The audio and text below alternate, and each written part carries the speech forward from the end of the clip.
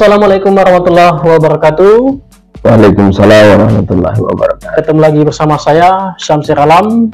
Kali ini saya bersama kembali dengan Bapak Darmawan Nuruddin SH.MH. Beliau adalah Dekan Dimisioner Fakultas Hukum Universitas Dayanur Islam Bau-Bau.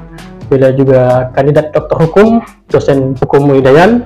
Kita akan berbincang-bincang terkait persoalan yang lagi viral ini. Meskipun sudah beberapa minggu yang lalu, namun ini menjadi isu nasional, masih hangat untuk dibahas terkait persoalan pagar laut di Tangerang, Banten. Bagaimana melihat dari sisi hukum ini? Silakan. Ya, baik, terima kasih. Assalamualaikum warahmatullahi wabarakatuh. Waalaikumsalam.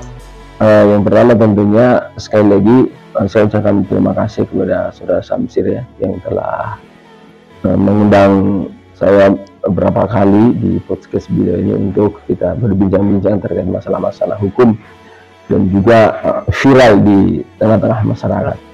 Ya, kalau kita berbicara tentang persoalan pagar laut ya, yang beberapa minggu terakhir ini viral di media, itu adanya pemagaran laut yang kemudian itu kalau kita lihat dari media menggunakan bambu ya, memagari satu wilayah laut itu dengan menggunakan bambu. Ini kan berawal dari kalau tidak salah di awal bulan Januari di tahun lalu ya.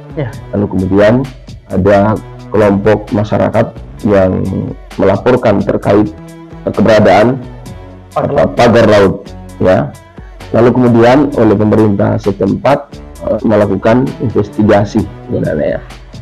Melakukan investigasi melihat apakah pagar laut ini tidak ada izin ada izin Nah, kalau kita baca berita-berita itu ternyata memang tidak ada izin.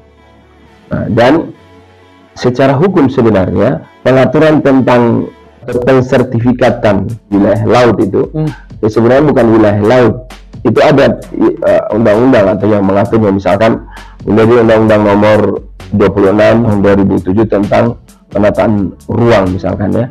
Tapi itu dia mengatur tentang pemanfaatan laut dan pesisir, tetapi harus memperhatikan masalah ekologis gitu ya, ekonomi, lingkungan sosial dan seterusnya. Kemudian yang kedua ada Undang-Undang Nomor 27 tahun 2007 ya, tentang pengelolaan wilayah pesisir dan pulau-pulau kecil.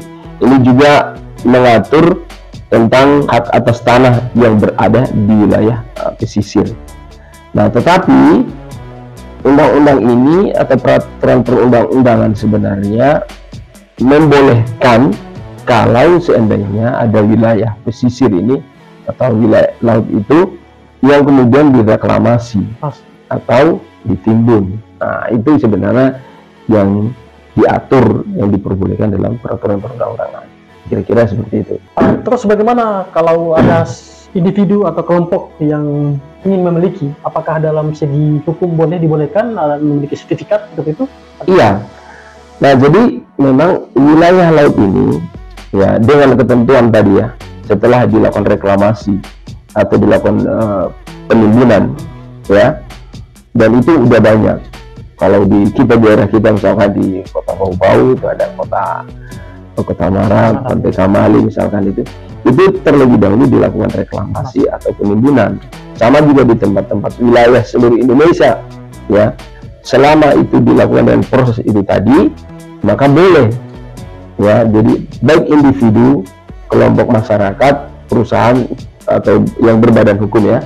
Nah, setelah melakukan itu tadi, maka boleh dia mengajukan permohonan untuk mendapatkan hak milik SHGB misalkan ya, yang hari ini juga terbit di Pantai Pagar di Tangerang, Banten itu ya. Jadi hak milik, hak pakai, hak guna usaha. Tetapi dalam proses itu juga tidak semudah seperti yang kita bayangkan. Dan ada persyaratan-persyaratan harus dipenuhi. Salah satunya itu adalah memang misalkan izin AMDAL.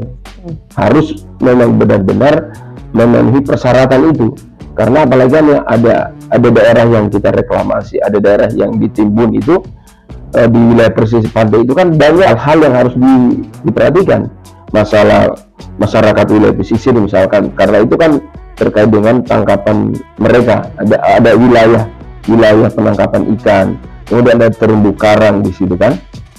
Nah, hal-hal itu harus diperhatikan sehingga persyaratan untuk mendapatkan itu juga tidak semudah misalkan kita mengajukan permohonan secara pribadi misalkan ya, sertifikat admin.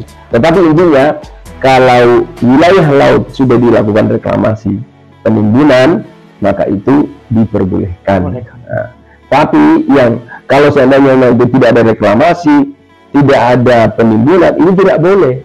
Sebagaimana yang terjadi di Tangerang ini. Nah, berarti kembali ke persoalan pagar laut itu yang panjangnya kurang lebih 30 km lebih, yang sudah dibongkar oleh pihak TNI atas instruksi Presiden Bapak Prabowo Subianto. Apakah itu memang sudah sesuai prosedur seperti itu? Iya, jadi begini, kita ini aneh ya. Saya melihat itu kasihan ya, seolah-olah kita kalah dengan negara. Boleh saja sebenarnya, iya kan. Tetapi kan coba kita lihat secara logika, kan ada orang atau badan hukum atau perusahaan misalkan ya, yang sudah melakukan kesalahan, perbuatan melawan hukum, bahwa itu bahkan menjurus kepada perbuatan pidana sebenarnya. Dan itu sudah melakukan investigasi, bahkan sudah dibatalkan misalkan ya. Jadi baik secara perdata sebenarnya negara atau pemerintah bisa melakukan itu, ada kerugian misalkan ya, kerugian negara tentu pasti ada di sana. Nah, yang berikutnya ada unsur pidananya, karena apa? Bisa saja itu ada permainan antara oknum-oknum ya, pemerintah mulai dari kepala desanya, lurah, camat, sampai di level tertinggi misalkan. Nah, harusnya kan sudah ditahu nih, dan gampang sekali menelusurinya sebenarnya. Itu simpel sekali. Kita tinggal panggil atas nama siapa yang terbit sertifikat di situ, pihak terkait ya, siapa, kemudian kalau sudah ada sertifikat yang terbit itu atas nama siapa, itu yang diperiksa kan, siapa-siapa yang akan terlibat di situ. Lalu kemudian kalau kita sudah temukan siapa yang mensertifikat, suruh dia bongkar. Ini kan aneh, kasihan. Perusahaan yang sudah mengeluarkan biaya misalkan dengan begitu besar, yang kita sudah merugikan masyarakat, merugikan negara turun lagi untuk membongkar itu. Berapa biayanya itu? Kasihan tentara-tentara kita misalkan. Nah, yang itu biaya negara lagi. Itu kan aneh. Nah, yang berikutnya adalah sama seperti yang disampaikan kita baca ya, yang sampaikan Prof. Mahfud misalkan berkomentar ini aneh kok. Masa kepolisian tidak bisa menemukan unsur pidana itu, padahal terang benerang, apatah lagi oleh Menteri ATR sudah turun ke lapangan dan sudah membatalkan, bahkan sudah mengeluarkan surat keputusan dari Menteri ATR itu ya, atau dari BPN, membatalkan sertifikat SHGB itu yang dikeluarkan atas nama siapa gitu. Sampai hari ini juga kita belum tahu itu perusahaan oknum nama siapa, perusahaan, kalau dia sebagai perusahaan apa, nggak ada juga. Ada informasi ya. Jadi seolah-olah negara ini kalah gitu loh dengan warga negara atau oknum gitu ya, atau perusahaan besar. Ya harusnya ini tidak boleh, iya kan? Nah, itu yang jadi problem kita, dan kita sebagai masyarakat saat kita menyayangkan gitu, kita menyayangkan harusnya ini kan Presiden perintahnya kemarin di samping memerintahkan TNI, perintahkan juga Kapolri usut tuntas itu siapa-siapa dan umumkan di publik. Sebagaimana juga kepolisian kalau ada peristiwa-peristiwa hukum ini dia kompres gitu ya, dia sampaikan ini, jangan hanya kasus-kasus kecil saja yang kemudian dikompresikan gitu. Nah, yang ini kan luar biasa. Ya. Terakhir Pak, sebagai praktisi hukum tentunya apa harapannya?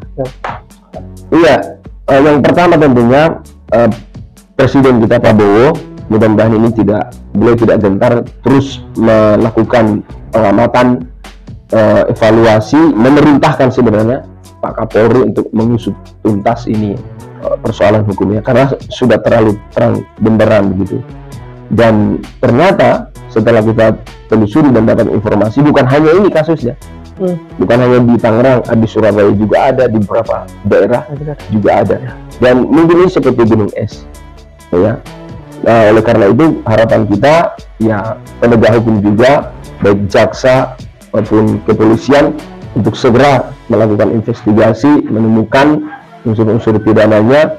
Ini kan kita dapat informasi bahwa sudah ada langkah, tapi sampai hari ini juga belum ada.